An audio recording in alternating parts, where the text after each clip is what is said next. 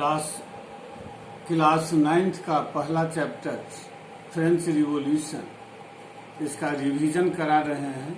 पिछले क्लास में बताई थी कि demolition of the fortress of Bastille के बारे में, कि कैसे हुआ उसका डिमोलिशन, क्या इम्पोर्टेंस उसका फ्रेंच रिवॉल्यूशन में था। ये बताई थी कि French revolution demolition of the fortress of Bastille के साथ ही शुरू हुआ। फोर्ट ऑफ बास्टाइल के डिमोलिशन के साथ ही फ्रेंच रिवॉल्यूशन का प्रारंभ माना जाता है, बिगिनिंग माना जाता है। आज इस चैप्टर का पहला सेक्शन का रिवीजन कराएंगे कि लेट 18th सेंचुरी में, यानी कि 1750 के बाद फ्रेंच सोसाइटी किस तरह का था। इसमें ये भी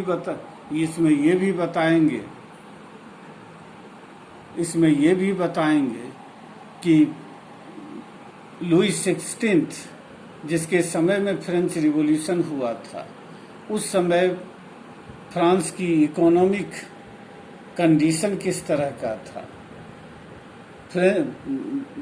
लुई 16 जब रूलर बना, उस समय उसके सामने क्या सब परेशानी थी, इसके बारे में आज बताएंगे। तो सबसे पहले ये जानना जरूरी है कि लुई 16 1774 में फ्रांस का रूलर बना। उस समय he was only 20 years old when Louis XVI became the ruler of monarch of France.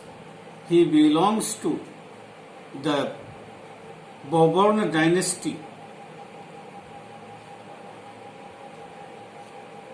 Louis 16 20 years के एज में ही उसका एक ऑस्ट्रियन प्रिंसेस, ऑस्ट्रिया की राजकुमारी मेरी एंटवाइनेट के साथ उसकी शादी हुई जब वह 20 इयर्स का था। जब वह रूलर बना तो उसने पाया कि फ्रांस का ट्रेजरी एम्प्टी है, फ्रांस का खजाना खाली है, और इसके कई कारण थे। उसमें से एक इम्पोर्टेंट कारण यह था कि उस फ्रांस ने अमेरिका के वार ऑफ इंडिपेंडेंस में जो है सो बढ़ चढ़ करके भाग लिया था, उसकी काफी मदद की थी। और ये लंबे समय तक चलने वाला अमेरिकन वार ऑफ इंडिपेंडेंस, जिसमें अमेरिका के 13 कॉलोनीज आजादी चाहते थे ब्रिटिश रूल से, उसमें फ्रांस बढ़ चढ़ करके अमेरिकन लोगों की मदद किया था। मदद करने का कारण क्या था? तो मदद करने का कारण यह था कि फ्रांस का ब्रिटेन के साथ उस समय घोर शत्रुता थी। France and Britain were very big enemy for each other. और इसमें अमेरिकी लोगों की मदद बढ़ चढ़ करके किया। पहले से ही फ्रांस कर्ज में डूबा हुआ था। 1 मिलियन लीवर से ज्यादा का कर्ज उस पर पहले से ही था, और अमेरिका की मदद करने के कारण यह बढ़कर के 2 बिलियन लीवर से ज्यादा हो गया। तो ये कारण था फ्रांस के ट्रेजरी का खाली होने का। दूसरा कारण था कि लुई 16 बड़ा एक्स्ट्रावेगेंट रूलर था, बड़ा खर्चीला था। उसकी वाइफ मेरी एंटवाइनेट भी बहुत खर्चीली थी, औरत थी। और अक्सर जो है सो जो रॉयल कोर्ट थे, जो राजा का दरबार था, उसमें जो है सो कल्चरल प्रोग्राम ऑर्गेनाइज किया जाता था, जिसमें जो नोबिलिटी क्लास के लोगों को इनवाइट किया जाता था, उनको पार्टी दी जाती थी, फिस्ट दिया जाता था। इस सब के कारण फ्रांस पर जो है सो बहुत ज्यादा आर्थिक दबाव आ गया था। उसको कर्ज लेना पड़ा था जो 2 बिलियन लीवर से ज्यादा का था। इस पर जो लेंडर थे, जो कर्ज दिए थे, वे 10% के रेट से जो है इंटरेस्ट जो है सो चार्ज करते थे। और ये इंटरेस्ट 2 बिलियन से ज्यादा कर्ज का इंटरेस्ट इतना ज्यादा होता था कि फ्रेंच गवर्नमेंट का जो इनकम का सोर्स था, उस इनकम का मैक्सिमम पार्ट इंटरेस्ट पे करने में ही खर्च हो जाता था। ये इसीलिए जो गवर्नमेंट के डेली यूज के जो एक्सपेंस थे उसको मीट करना, जो नियमित जो खर्च गवर्नमेंट की होती थी, जैसे गवर्नमेंट का ऑफिसेज को चलाने का, रन करने का, यूनिवर्सिटी को रन करने का, कोर्ट को चलाने का, रॉयल कोर्ट को चलाने का, आर्मी को मेंटेन करने का, ये सब खर्च को पूरा करना गवर्नमेंट के लिए कठिन होता जा रहा था। तो ये स्थिति उस समय फ्रांस की थी।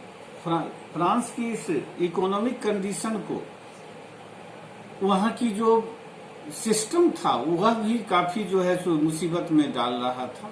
सिस्टम क्या था कि फ्रेंच सोसाइटी स्टेट्स में बटा हुआ था। स्टेट्स का मतलब होता है क्लास। तो ये फ्रेंच सोसाइटी 3 स्टेट्स में बटा हुआ था, जिसमें पहला स्टेट था, फर्स्ट स्टेट में कलर्जी आती थी। कलर्जी का मतलब होता है प्रिस्ट क्लास, यानी पुजारी वर्ग।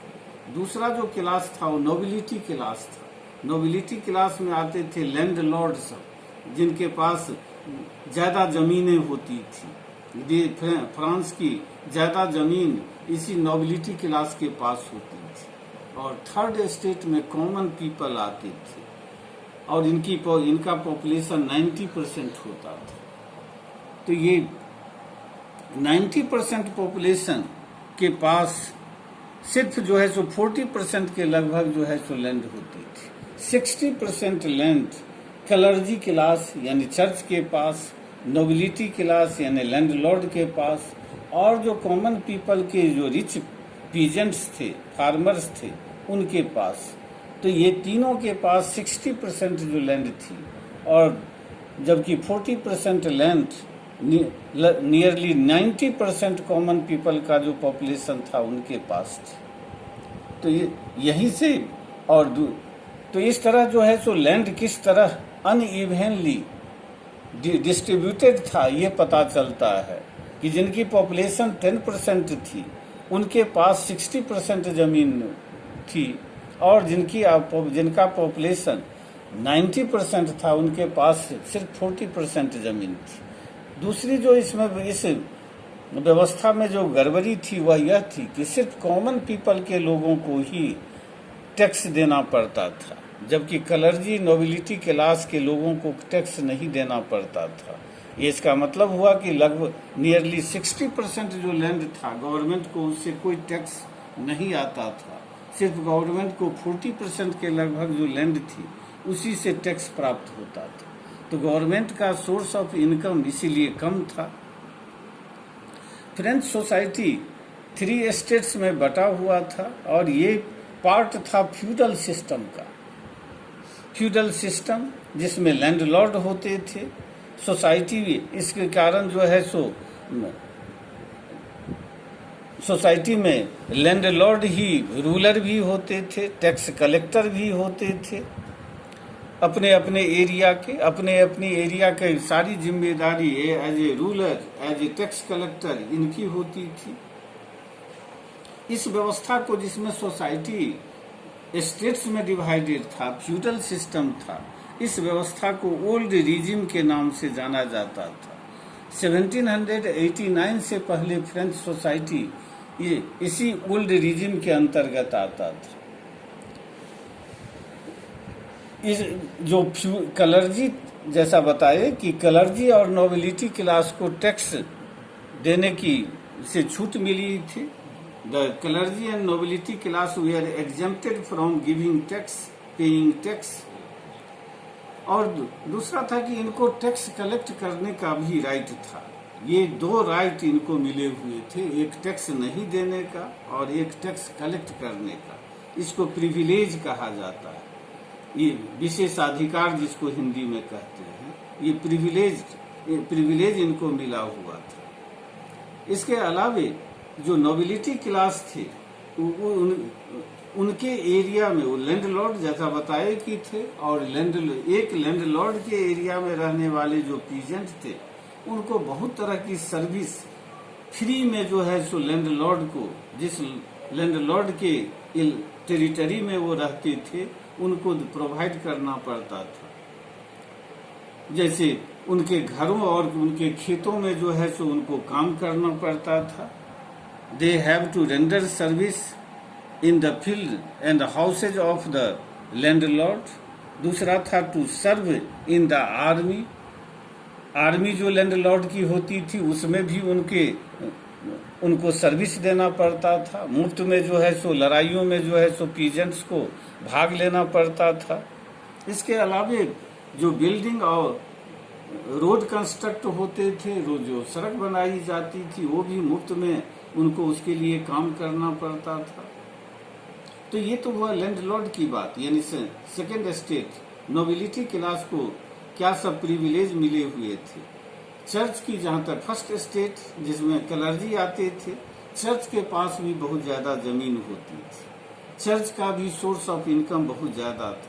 एक एक चर्च के पास बहुत ज़्यादा ज़मीन होती थी, जिस ज़मीन को वो रेंट पर पीजेंट्स को देते थे, रेंट से इनको इनकम आती थी। इसके अलावा चर्च अपने एक चर्च के इलाके में जितने लोग होते थे, जितने लोग उस चर्च को का यूज करते थे, वो सारे पीजेंट से चर्च एक टैक्स लेता था जिसको टाइद के नाम से जाना जाता था।